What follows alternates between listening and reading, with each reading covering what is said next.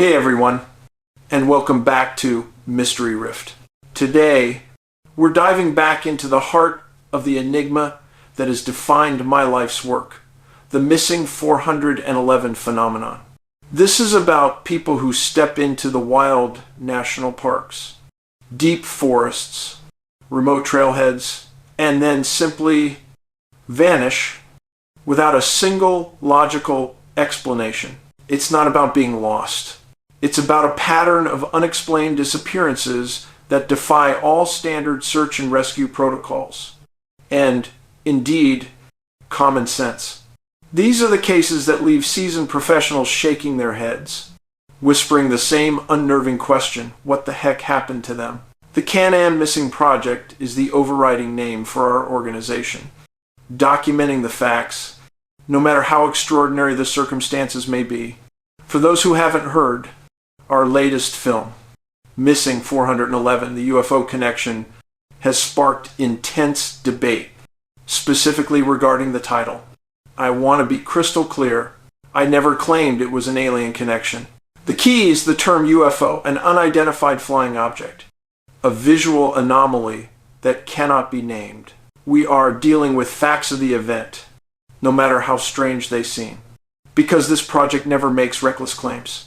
This story has many twists and turns that require you to be a thinking person. The strange is what guides us to today's first case, one that perfectly embodies this baffling pattern. Murray Ray Cassidy, 73 years old. Ray disappeared on September 2nd, 2001, while hiking Mount Grey on the South Island of New Zealand. He was an extremely experienced hiker, physically fit, and intimately familiar with the area. Ray was hiking with friends. He went around a short bend in the trail, maybe 200 meters ahead of the group, and was lost from sight. They figured he'd be waiting, but they hiked on, reached the trailhead, and Ray was gone. The search lasted weeks.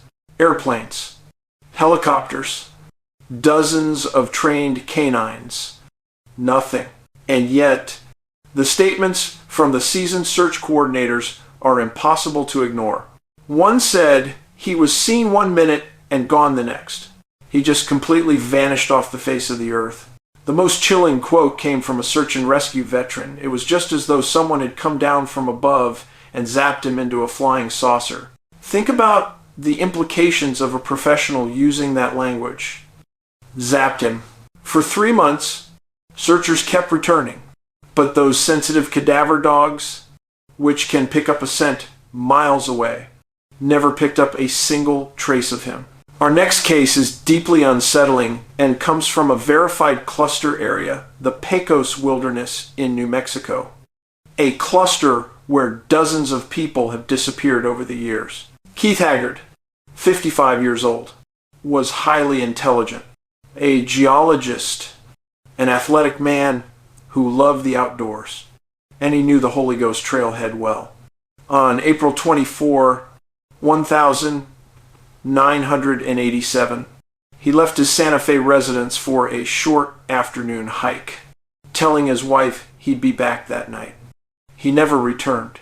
2 days later, Keith's body was found in a slow-moving creek, only one, 5 miles from his car and the campground. He was found face up.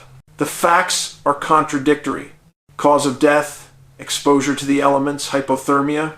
He did not drown. Yet, he was missing his hiking boots, his canteen, and was just 20 minutes from safety. Why would he die of cold when daytime temperatures were pleasant? Why would an experienced hiker take his boots off? Why was he found face up? A posture highly unusual for men who have drowned. He was close enough to run to his car, turn on the heat, and survive. But he didn't. It's as if he was prevented from helping himself. A disturbing absence of common human logic. The critical, unanswered question in cases like Keith's is, what incapacitated him? What made it impossible for him to simply stand up and walk 5 miles to safety? In Missing 411, sovereign coincidence, I outline dozens of cases involving water, missing clothing, and highly unusual causes of death.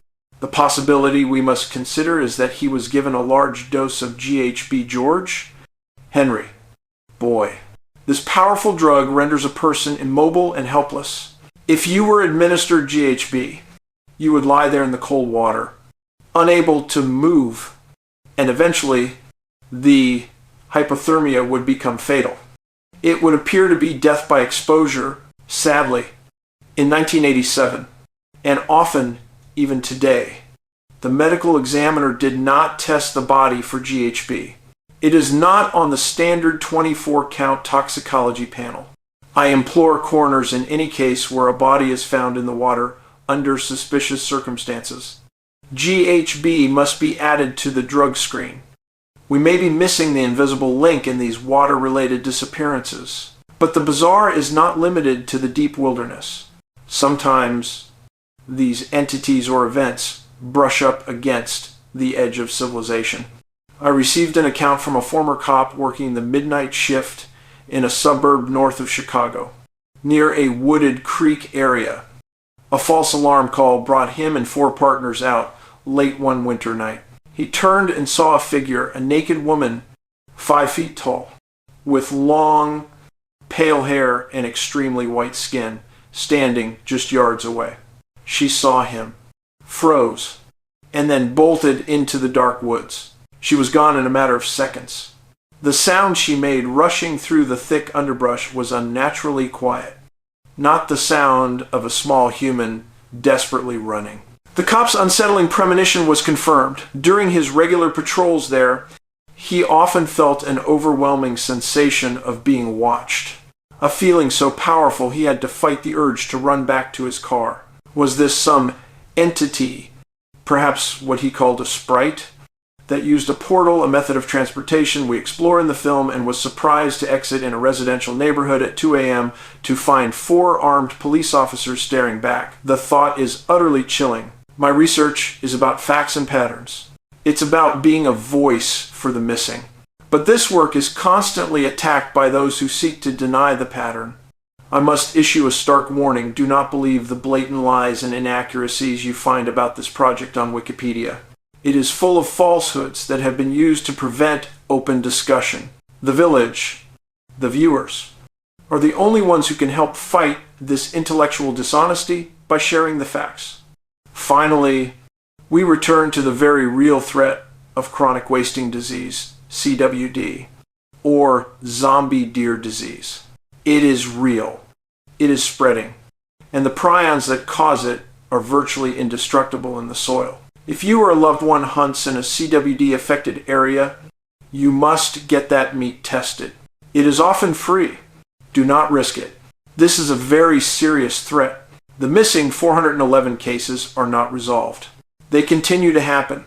Ray Cassidy, Keith Haggard, and countless others deserved answers that made sense. We will continue to search for the truth, one case, one fact, at a time. Before I sign off, please remember, do not get ripped off. Do not purchase any of my books from Amazon, eBay, or other resellers who price gouge. Go directly to nabigfootsearch.com for the correct price.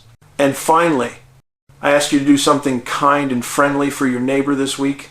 Nonprofits need your support, especially now. Thank you for watching, for staying informed, and for being part of the Mystery Rift community. Until next time, stay safe, and always be aware of your surroundings.